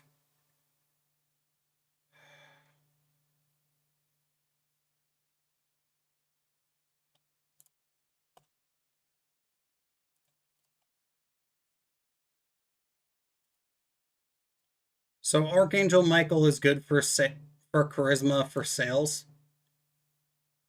I haven't worked with them for that, personally. Personally, I have not worked with any spirits for charisma. That being said, I would say that the Archangel Michael and Raphael would probably be a lot better than random demon number 12.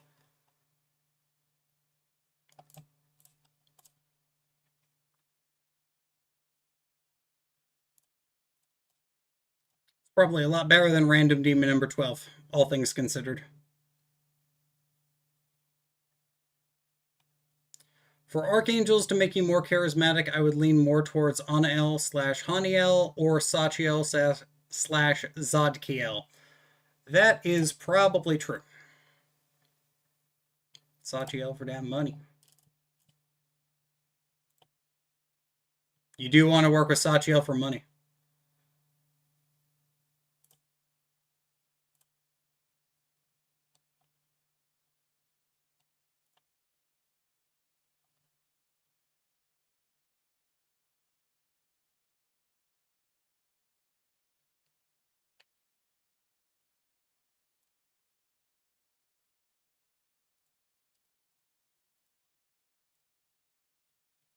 All right.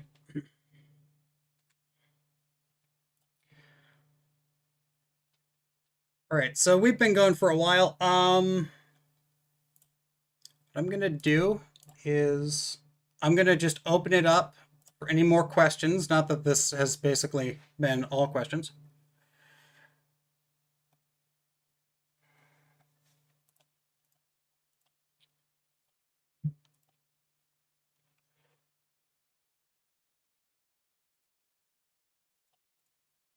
The best, which one is best for astral senses so I can talk with them? The best one for astral senses is meditating daily for multiple weeks, and then you develop the senses as you meditate. That being said, if you're looking for a dedicated spirit, probably Gabriel. Probably Gabriel. What is the difference between calling an angel versus a god like a Greek or Egyptian that rules over the same planetary that rules over the same planet, element, or day? Good fucking question. The answer is gods are the rules for interacting with them are typically different. So the rules for interacting with angels is going to be different from working with pagan gods. So if you use, let's say you want to call up a solar spirit for Michael, you would call up solar. And you would be going through and you would call up the Archangel Michael through using their prayers, and you would call up Helios using the Orphic hymns to Helios. Now, they're going to interact differently because one of them is, as weird as this sounds, depending on the syncretization, the angels are going to be subservient to Helios. Like they work for Helios or alongside Helios, according to the PGM. But the difference is, generally speaking, you're going to want to assume the god form of a god versus you're going to want to evoke an angel. In my experience, I've had bad luck evoking pagan gods, as weird as that sounds. It depends on which they are, and an important thing to know is that if an angel doesn't like you, they generally won't tell you that they don't like you, but if a pagan god doesn't like you, they can tell you to fuck off really quickly. Like, it is very simple for them.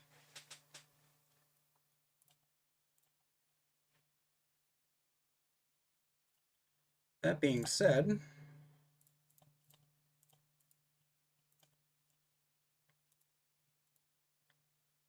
I don't think I'm allowed to end a stream where I'm playing card games without ending on a pack opening.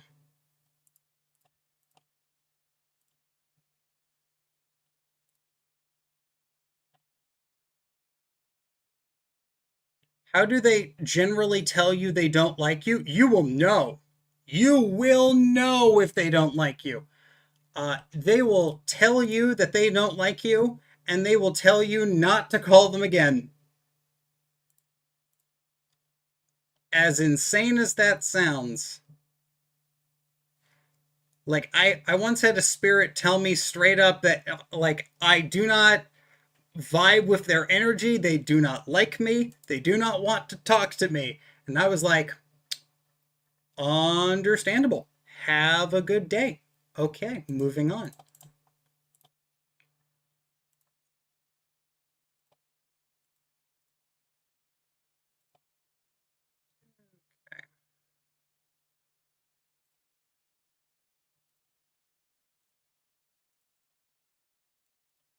That's the first heroes, right? Yep, free pull. Okay. Makes sense. It feels like really helpful. I kind of found some gods. Unfortunately, I don't think Hecate likes me. I offered her living grass the first time I contacted her and lost my power for 3 days. Yeah, that's another thing. Angels typically won't do that. Angels typically won't cause you to lose power unless you're about to do something really stupid. That being said, Hecate Hecate is weird in that like Hecate is like the pagan god equivalent of a cat. In that like they're kind of like a stray cat equivalent. Because what'll happen is you won't be planning on working with Hecate, and then she will show up and she will just be like, "Hey, how's it going? How are you?" I love to see it. Hecate will do that. Like I went when I was doing my Abramelin stuff, I ended up getting a free pack of Hecate incense, which was the weirdest thing. What advantages, if any, are there for working with a pantheon that's of your ancestors?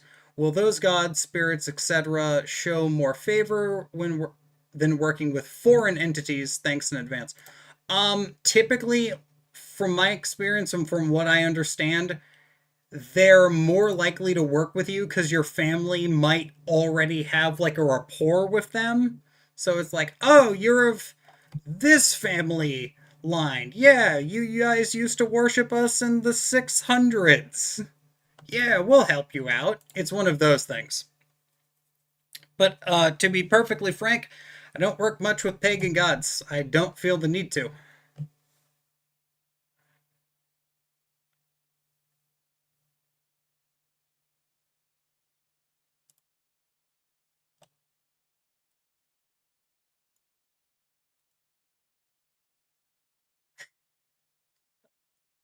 She told me that she didn't like it. I asked another spirit what to offer her, and they said lemongrass. Hecate was like, why didn't you just ask me what I'd like? That is the most Hecate thing I've ever read. Yeah, that's definitely what Hecate does. Hecate will see you being Hecate will see you doing something that you're not supposed to do and then be like, why didn't you just ask me what to do? And that really do be how Hecate rolls. Got two SRs? Ooh.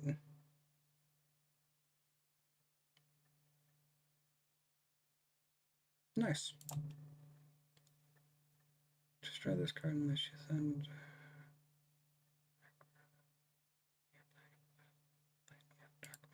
Interesting.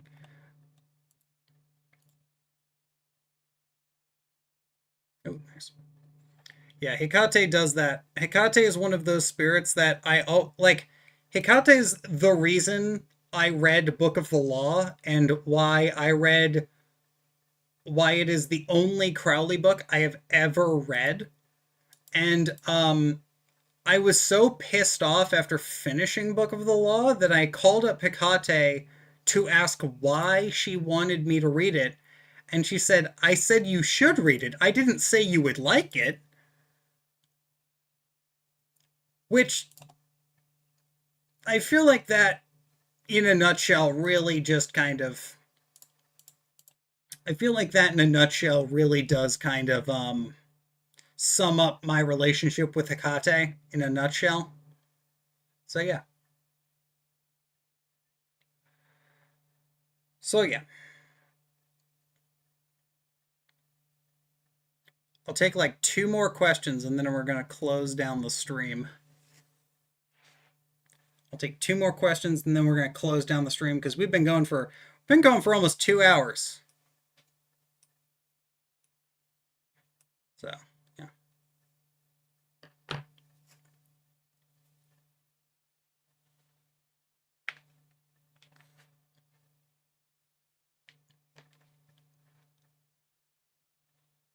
Yeah. So Hecate is weird. I like Hecate, but like my relationship with Hecate is like this weird like why are you here? And they're like, "Eh? You want to You want to call me up and find out? Yeah? Awesome live. Dave's batteries only last 2 hours. Rip. It's more that if I don't, like, stop the live, I will run out of steam, and I want to do these more frequently, because I do actually enjoy doing live streams. But also, I feel like, considering I do ask a lot of, like, I get a lot of questions, I feel like people would run out of questions for me. That makes sense? I don't want to run out of the remind them which psalms invoke Michael. Oh, elements and angels sound like a safer bet than the stuff I tried earlier. Yeah, elementals, if you work with elementals in like a safe and controlled way, they are definitely much better, and angels will work much better. The only problem with angels is that they can tell you no, and if an angel is telling you no on something like, hey, can you heal this person? You immediately go to a demon. Because that's not a good sign. For those of you who do not remember, the Psalms to invoke Michael are the 7 penitential Psalms. You can Google what these are. The 7 penitential Psalms. No, I feel like my occult questions are endless. Eventually, you start to, like, no. Occult questions are not endless. Occult answers are endless. Because you end up getting answers to questions that you didn't even ask.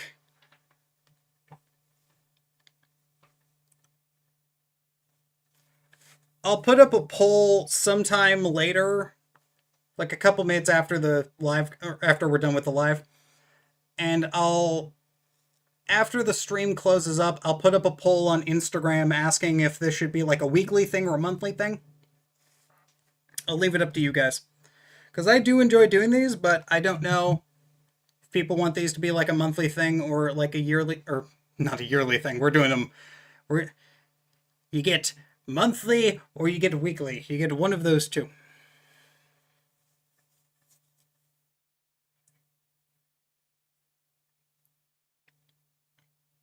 See, the reason I don't have them memorized, the reason I don't have the prayers to Michael memorized, are because I personally printed them out once, and then I just have that printout and I read that off whenever I need them.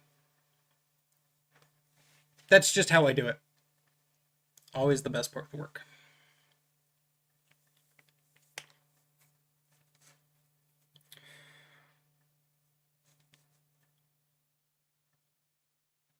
All right.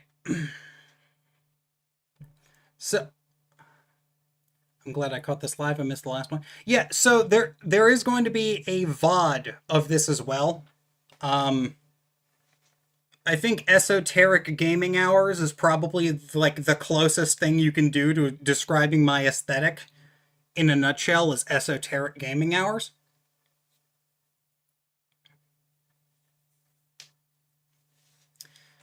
Thanks for stopping by, Freddie.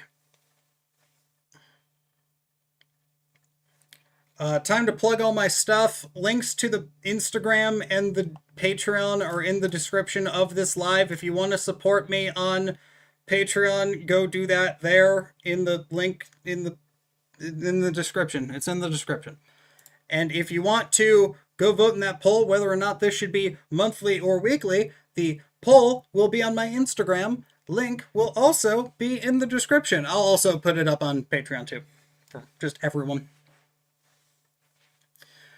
Worst case scenario, if these are monthly, they're going to be first week of the month, because that is kind of sort of the week I take off of doing Patreon exclusive content, as weird as that sounds. Because every other week I put up a Patreon exclusive video and a regular early access video, and all the videos go live Wednesday. There's a currently backlog because of the wonderful explosions of the America Day that just happened 2 days ago. But yeah.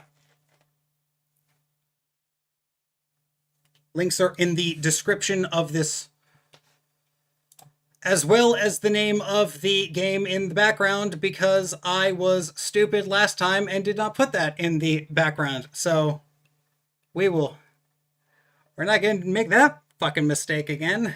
Right. Okay. So, hope everyone had a good time. Hope everyone has a good rest of your day. It's getting pretty late here. Hope you're having a good day. If you're not having a good day, hope your day gets better. Not enough magic to silence the fireworks. Fireworks are their own magic boom. We know somebody who did silence the fireworks, though. We know somebody who silenced the fireworks using magic. We do. But yeah. I have been Dave, the Amateur Magus. This has been a live stream. Poll will go up either in a couple minutes or in tomorrow. Like, on tomorrow. So take it easy. Have a good rest of your day. If you're not having a good day, hope your day gets better. Take care.